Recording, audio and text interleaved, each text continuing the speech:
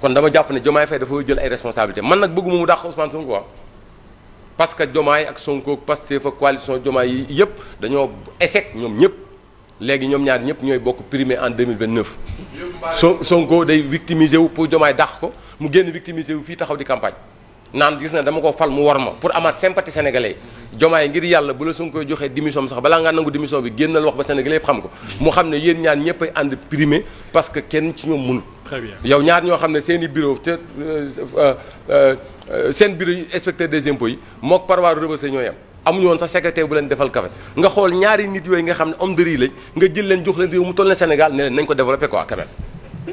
c'est ça que man loolu Sénégal ak hauts généraux yi ñu am ci école yi ñu jàngee génne ko bitim réew suñu gouverneurs yi fan lañ jàngee suñu ministre suñu am de justice yi seen réew lañ jàngee nga jël réew moom jox ko ay homme de riz ñu toog ñu ne la ñaar ñooñu nga xam ne ay amuñu woon ku leen di defal café ñaar ñooñu lañ jox Sénégal pour ñu développer ngeen ne yéen secret d'état. waaw secret d'état Ousmane Sonko génnul fii ne day wax lépp ba mu leer génne fi ay dette kese dette parapublique mu génne ko ne dette kese ba indi suñu dëkk problème économique. suñ ko bàyyi yàlla moo ñu dimbali bëgg Sénégal ba defal Ousmane Sonko président de la République. koo xam ne ñëw nga fekk dette parapublique nga bëgg am ay élections législatives nga gagné ko nga génn jël dette parapublique tuddee ko dette kese xëy ci kanamu Sénégal yëpp nga toog ci ñu joxaat la bu fekkee sa avocat am na accès ci dossier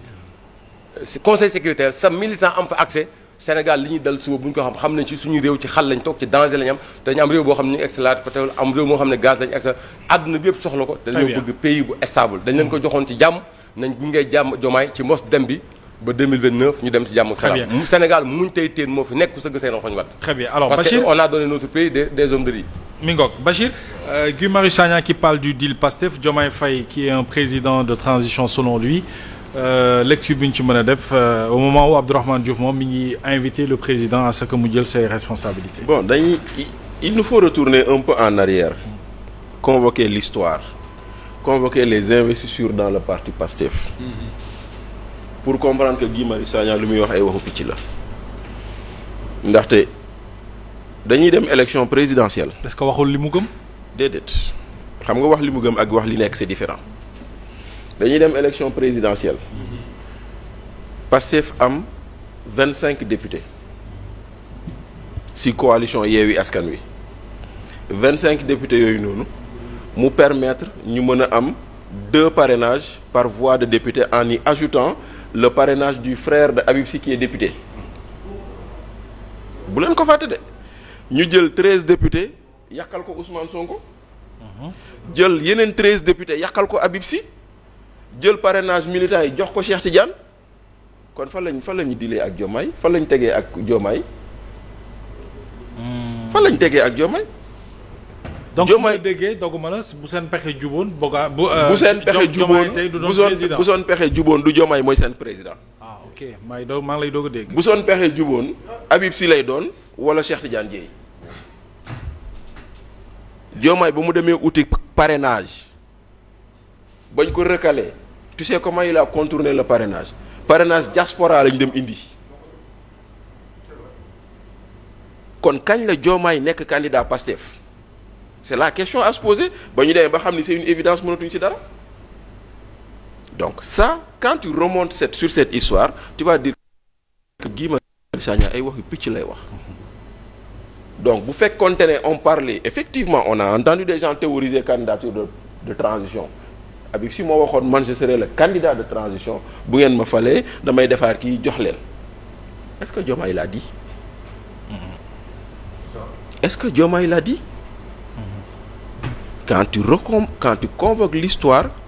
da ngay ne kii lu muy wax ni ay yéene boppam lay wax waaye waxul li am maintenant bu loolu jàllee lenn laa ko nangul moo di ni il reconnaît qu'il y a un problème. Qui ça? Guy Marius parce que dans l'interview wax na ko n'est-ce pas Thierno il a dit que yow sax Thierno yaa ngi ci benn article naan leen que les gens quand ils disent qu'il y a pas de problème c'est là où il y a des problèmes. Oui, bien sûr. Voilà donc il reconnaît qu'il y a un problème maintenant quelle est l'origine du problème xamuñu mais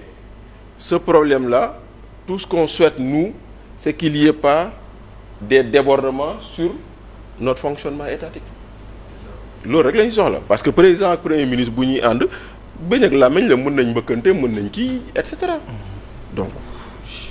lenn rek mooy li ñu ci wax mën a wax loolu maintenant quant à Abdourahmane Diouf ndaxte moom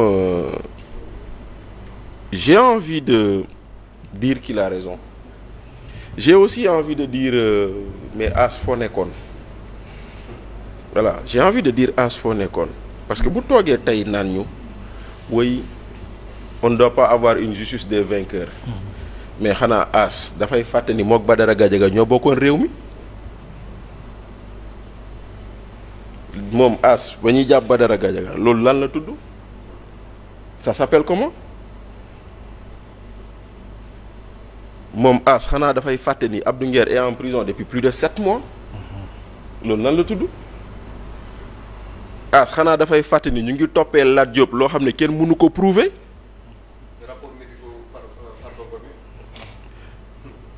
tey jii nii jëlal le cas Lat Diop. La Cour suprême doit se prononcer le 6 justement novembre 2025. le 6 novembre. Pour le on cas, retourne pour le cas à la Cour suprême pour la deuxième fois sur le cas Lat Diop. C'est ça ci mbirum liberté provisoire. Qu'est-ce qui se passe avocat am ñaan nañu liberté provisoire juge d'instruction bi yor dossier Lat Diop bañ na ñu jël dossier bi jébbal ko chambre d'accusation ne leen y a des contestations sérieuses yuy wane ni li ngeen di toppee waa ji gisuñu ko ñu dem Cour suprême ne y a vice de forme ñu nangul ñu neenal liberté provisoire ñu recommencer waat procédure bi chambre d'accusation joxewaat même décision bu mu rendoon que y a des contestations sérieuses kii tegal leen ko bracelet électronique mu dem ñibbi ñu jël ko yóbbu ko Cour suprême loolu lan lay tekki xanaa as yëgul loolu. ñu war ko àtte le 6. xanaa as yëgul loolu. xanaa as yëgul ni tribunal ay médecins ñoo taxaw ñu ne Farba daa feebar ñu ne kii nii sa détention est xaw ma sa santé est incompatible avec une détention te terewul ba tey mu ngi ci kaso ndaxte pavillon spécial bu kenn réere mbir ni kaso la. c'est un milieu carcéral. xanaa as yëgul loolu. mais préciser rapport yi kan moo ko demandé. c'est des rapports demandés par le parquet. ah voilà. xanaa as yëgul loolu ak yeneen kon bu ñu bëggee toog tey bëgguñoo naan ay il faut pas ñu jël justice bi dóor ko ci kaw ñuy justice des vainqueurs c'est-à-dire xoolal bu ñu sonal maintenant nag quant à lui aujourd'hui dans ce que Guy Marius Sagna appelle le problème entre Diomaye Faye et Ousmane Sonko lui As a choisi son camp loolu la ñuy wone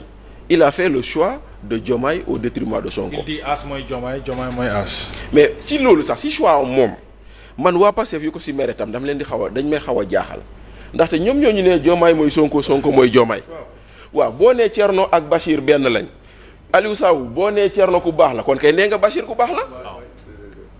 mais léegi pourquoi maintenant aujourd'hui ça devrait être un crime que quelqu'un dise on fait bloc autour du président. Maintenant, quand même, je m'interroge sur,